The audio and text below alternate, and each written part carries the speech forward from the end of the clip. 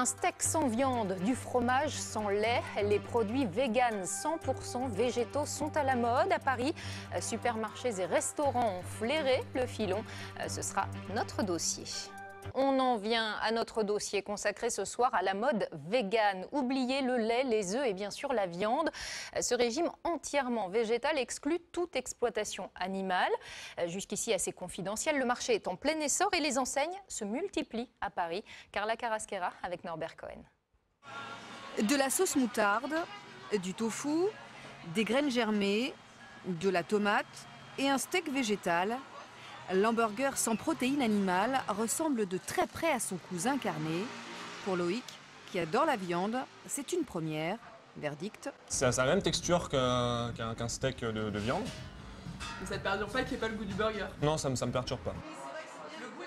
Son amie, elle, est une adepte du vegan. Elle ne mange aucun aliment provenant de l'animal. Je pensais que le fromage et la viande allaient me manquer horriblement parce que je suis la fille d'un Argentin, j'étais une grosse carniste. Et je me suis rendu compte qu'au bout d'un moment, ça me manquait pas tant que ça. Au contraire, j'apprenais vraiment à redécouvrir les légumes, avec les épices, ce genre de choses. De la mayonnaise sans œufs et du fromage sans lait. Dans ce restaurant 100% vegan, les assiettes sont copieuses, loin des clichés véhiculés par ce secteur. Des recettes qui séduisent au-delà des adeptes de ce régime alimentaire. La majorité de nos clients ne sont pas véganes, environ 70%, et ils viennent parce que voilà, ça sent bon, ça a l'air bon, ils goûtent, ils reviennent parce qu'ils se sont fait plaisir, ils amènent des amis, des collègues. Les produits végétaux remplacent de plus en plus la viande dans l'assiette des Français. Une croissance insolente, plus 82% de ventes en 2016. Un marché juteux. Cette enseigne spécialiste du bio vient d'ouvrir 3 magasins véganes dans la région et se défend de pratiquer des prix élevés.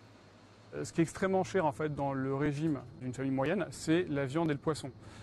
Si vous retirez la viande et poissons et que vous le remplacez par des steaks de soja, des steaks de falafel, non, je pense que c'est pas cher. En fait, je pense que le panier moyen auquel on arrive est équivalent, voire moins cher.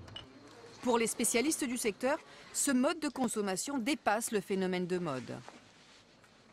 Moi, je pense que c'est un mouvement qui est assez profond. Parce que derrière, il y a des convictions, ce n'est pas qu'un régime alimentaire. Et la population est de plus en plus sensible, que ce soit des causes animales pour les véganes ou que ce soit au bien manger pour les consommateurs. Pour certains, se nourrir devient un acte militant. À chacun d'adapter son alimentation en fonction de ses envies et de ses convictions. Lui sublimait les viandes et les poissons. Le chef Alain Sandrin s'est mort hier à l'âge de 77 ans. Maître dans l'art d'accorder un plat et un vin gratifié de 3 étoiles au Michelin. Il avait décidé de les rendre en 2005 pour se lancer dans une cuisine plus abordable. Il était notamment à la tête du Lucas Carton, célèbre restaurant près de la place de la Madeleine.